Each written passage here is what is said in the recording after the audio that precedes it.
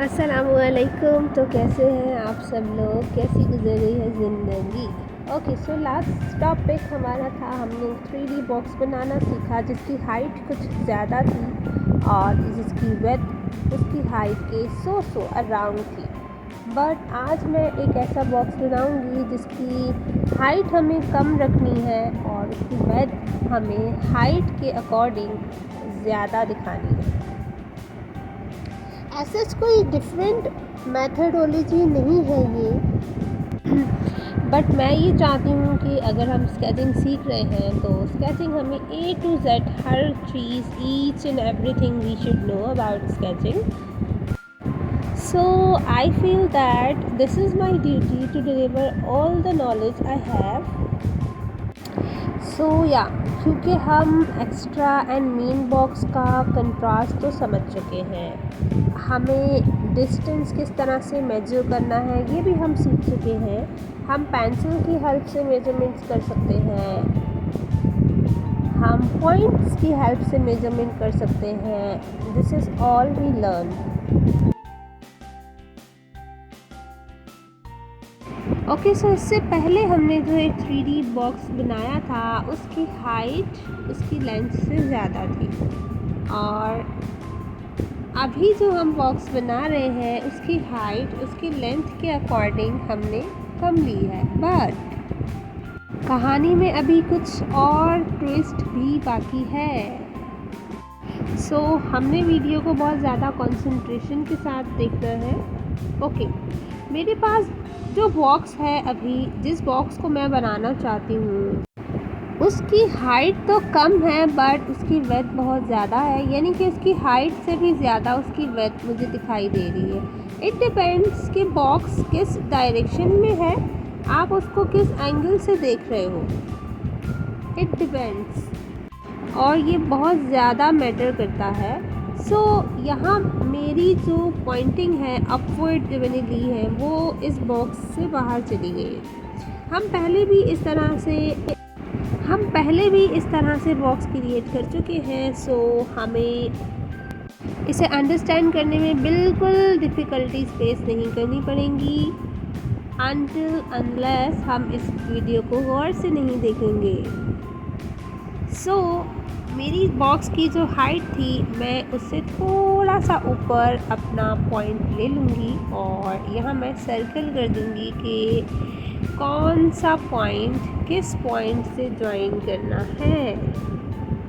Okay, so here I have 4 points, 3 and 4. सो या अब यहाँ हमें थोड़ी सी माइंड गेम खेलनी है और अपने माइंड को ये मैसेज देना है कि किस पॉइंट को हमें किस पॉइंट से ज्वाइन करना है। This is not so difficult to do. हमारे पास जो फर्स्ट पॉइंट है उसको हमने मेन बॉक्स के फर्स्ट पॉइंट से ज्वाइन कर देना है। Simple is that. जैसा कि हमने सीखा और अभी तक हम सीखते हुए आ रहे हैं कि लाइंस हमारी डायगोनल फॉर्म में ही ज्वाइन हो रही हैं। सो ऐसा कैसे पॉसिबल था कि हमारी ये वाली लाइन डायगोनल पोज नहीं देगी हमें। सो फर्स्ट पॉइंट को मैंने फर्स्ट पॉइंट से ही ज्वाइन कर दिया है और सेकंड को सेकंड के सेंटर लाइन से ज्वाइन कर दिया है। Okay, so the second method is horizontal line, जो मैं पहले ही लगा चुकी हूँ, आप लोग देख सकते हो। ये लाइन बहुत हेल्प करेगी हमें to create the last point.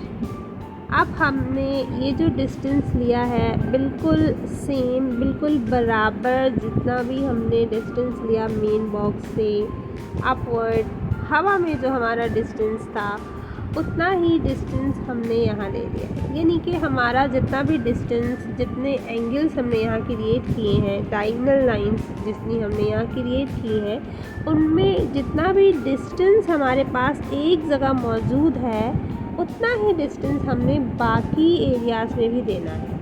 हमारा डिस्टेंस आगे पीछे नहीं होना चाहिए। अगर हम कहीं 8 पॉइंट्स ले रहे हैं तो हमने सेकंड प्लेस पे भी 8 पॉइंट ही लेने हैं। हम वहाँ पे 10 पॉइंट्स नहीं ले सकते। इससे हमारा बॉक्स, हमारी शेप आउट हो सकती है। अब जितनी भी हमारे पास एक्स्ट्रा लाइन है, यानी कि जो हमारी बेसिक लाइन हमने ड्रॉ की थी, बेसिक हमारे बॉक्सेस हमने ड्रॉ किए थे जिनकी हेल्प से हम ये बॉक्स क्रिएट कर सकते थे, वो वाली लाइंस हम रिमूव कर देंगे। और क्योंकि हमारा जो फर्स्ट बॉक्स था which we have learn in previous session, यानी कि इसी एंगल में हमारा फर्स्ट शेप जो हम अपने लास्ट सेशन में सीख चुके हैं, आई थिंक उस एंगुलर बॉक्स ने हमें टफ टाइम दिया है, क्योंकि हम वो पहली बार सीख रहे थे और पहली बार कोई चीज़ सीखना is not an easy job. But अब जब हम इस शेप को भी बना लेंगे तो रेक्टेंगुलर शेप बनाना हमारे लिए बहुत ज़्यादा इजी हो जाएगा। वो थोड़ा सा डिफ़िकल्ट है बट नॉट दैट मच। अगर हम इस एंगल को, इस शेप को और इसके स्टेप्स को अच्छी तरह से अंडरस्टैंड कर चुके हैं, so the next shape would be an easy task for you. अब यहाँ हम करेंगे ब्लेंडिंग एंड ब्लेंडिंग। ब्लेंडिंग के लिए हम यूज़ करते हैं 4B, 6B, 9B, ये हम सबको मालूम है। Okay, so some of you ask me कि हम 9B क्यों यूज़ करते हैं, हम 10B तो यूज़ कर सकते हैं। सो यस, बिल्कुल, ऑफ कोर्स आप 10B भी यूज़ कर सकते हो। This is my style, I use personally, I use 9B, so that is why I recommend कि आप 9B यूज़ करें, but you can use 10B if you have 10B pencil or if you want to use 10B pencil, so go for that. Additionally 10B and 9B में कुछ difference नहीं है, बहुत थोड़ा सा एंड माइनर सा difference होगा। लाइक 4B एंड 5B में जितना डिस्टेंस है शेड का, टोन का, उतना ही डिस्टेंस आपको 9B एंड 10B में मिल जाएगा। Okay, so you can use 8B as well in the replacement of 9B, but या 8B, 9B and 10B, these are darker shades in B series। अब मुझसे एक और सवाल पूछा गया कि हम HB पेंसिल क्यों यूज़ करें, हम नॉर्मल पेंसिल क्यों नहीं यूज़ करें उसकी जगह। HB पेंसिल्स तो टू मच एक्सपेंसिव है, so yes, it's a professional pencil. ये आपकी स्कूल गोइंग पेंसिल्स नहीं है, ये प्रोफेशनल पेंसिल्स हैं, so that's why these are expensive then other pencils. But अगर हम चाहते हैं हम HB बाय ना करें, हम HB की जगह अपनी स्कूल गोइंग पेंसिल्स यूज़ कर लें, तो आप डेफिनेटली वो पेंसिल यूज़ कर सकते हो। अगर वो बहुत ज़्यादा लाइट टोन आपको दे रही है, बहुत ज़्यादा ग्रेफाइट लुक आपको दे रही है, टेक्सचर दे रही है, डार्क नहीं है, तो आपकी ग्रिप अच्छी है, आप अच्छे से अपना प्रेशर मैनेज कर सकते हो, आपकी हैंडलिंग अच्छी हो गई है पेंसिल पे, ग्रिप अच्छी हो गई है, सो आप यूज़ कर सकते हो। But just as HB pencil, just in the replacement of HB pencil, आप 4B की जगह आपकी स्कूल गोइंग पेंसिल्स यूज़ नहीं कर सकते, स्कूल स्टेशनरी यूज़ नहीं कर सकते। आप 6B की जगह आपकी स्कूल स्टेशनरी पेंसिल यूज़ नहीं कर सकते, क्योंकि these are some different shades, these are some different tones जो आपकी नॉर्मल पेंसिल्स आपको प्रोवाइड नहीं करती हैं। एक और चीज़ मैं यहाँ क्लियर करना चाहूँगी कि अगर हमारी स्केचिंग हम इम्प्रूव करना चाहते हैं, ऑलरेडी जो स्किल्स हमारे पास हैं हम उनको और अच्छे से पॉलिश करना चाहते हैं, तो हमें पर्सपेक्टिव क्लियर करने हैं हमने अपने पर्सपेक्टिव पर कमांड हासिल करनी है, हमें स्टिल लाइफ प्रैक्टिस करनी है, हमें स्टिल लाइफ प्रोजेक्ट्स पे काम करना है, हमें अपनी टोन पे काम करना है, हमें अपनी ब्लेंडिंग पे काम करना है। सो ये जो हम बॉक्सेस एंड शेप्स बनाना सीख रहे हैं, हम पर्सपेक्टिव पे काम कर रहे हैं, these are very important to learn, and as an artist you should know all the shapes, all the structures। अब हम चांद सितारे तो ड्रॉ कर सकते हैं, आसमान ड्रॉ कर सकते हैं, हम एक अच्छा सा सी स्कैप भी ड्रॉ कर सकते हैं, बट व्हाट इफ़ अगर हम एक विलेज लाइफ व्यू दे रहे हैं और हमें एक वेल बनाना नहीं आ रहा, या हमें उसका एक अच्छा सा परफेक्ट सर्कल ड्रॉ करना नहीं आ रहा, या अगर हम एक स्टिल लाइफ प्रोजेक्ट पे काम कर रहे हैं और हमसे एक पॉट नहीं बन रहा, अगर हम कुछ सिटी स्कैप की बात कर ले, लाइक हमने एक सिटी स्कैप ड्रॉ करना है, एंड सिटी स्कैप में यूजुअली बिल्डिंग्स होती हैं, रोड्स होते हैं। अब बिल्डिंग्स तो डिफरेंट एंगल्स से हमारे सामने खड़ी हुई हैं, उल्टी सीधी शेप्स में है। वो बिल्डिंग्स ड्रॉ करने में हमें हेल्प करेगा ये पर्सपेक्टिव जो हम आज सीख रहे हैं। ये different angles, 3D perspectives and shapes जो हम सीख रहे हैं, these will help you to make a cityscape. These will help you to make village life, landscape, even abstract.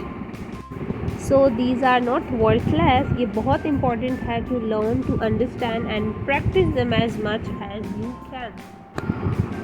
Okay, so this shape is about to complete.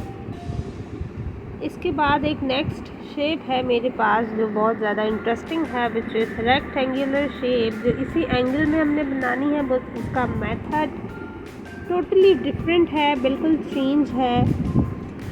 अच्छा, अगर हमें books बनानी है, बुक्स हमारी स्क्वायर शेप में नहीं होती हैं, बुक्स हमारी हमेशा रेक्ट एंगल शेप में होती हैं। सो उस बॉक्स को जब हम सीखेंगे तो वो हमें हेल्प करेगा to create plenty of books. अगर हमने एक बुक पर दूसरी बुक, तीसरी बुक, चौथी बुक, पांचवी बुक भी रखनी है तो वो बॉक्स बहुत हेल्पफुल है हमारे लिए। और एक चीज़, अब मेरी जो लाइट है विच इज़ आर्टिफिशियल लाइट, वो मेरे इस शैडो से ऑपोजिट है। सो मेरा शैडो दूसरी डायरेक्शन में जा रहा है। It depends. समटाइम्स मैं हमेशा अपनी हर वीडियो में ये डिस्कस करती हूँ, इट डिपेंड्स कि हमारा जो शैडो है वो हमारी लाइट के ऑपोजिट जाएगा या उसके फ्रंट पे जाएगा या उसी तरफ रहेगा। It depends on time and the area of light. But मैं चाहती हूँ कि हम प्रॉपर इस लाइट और इसके रिफ्लेक्शन के बारे में बात करें, जो मैं इंशाल्लाह अभी करने वाली हूँ आप लोगों से नेक्स्ट वीडियो में। और भी वीडियो बहुत जल्दी आने वाली है। यहाँ हम ये 2 बॉक्सेस बनाना सीख चुके हैं। अब इस वीडियो का जो पार्ट 1 था, जो बॉक्स में यहाँ आपको दिखा रही हूँ, उसकी हाइट इस बॉक्स से ज़्यादा है। सो सिर्फ हाइट के डिफरेंस से हमारा बिल्कुल चेंज हो जाता है मेथड। हमारी मेजरमेंट्स, हमारी डायमेंशंस बिल्कुल चेंज हो जाती हैं। हालांकि हम देख रहे हैं कि दोनों सेम एंगल में हमने ड्रॉ किए हैं, बट दोनों ही डिफरेंट मेजरमेंट से बने हैं।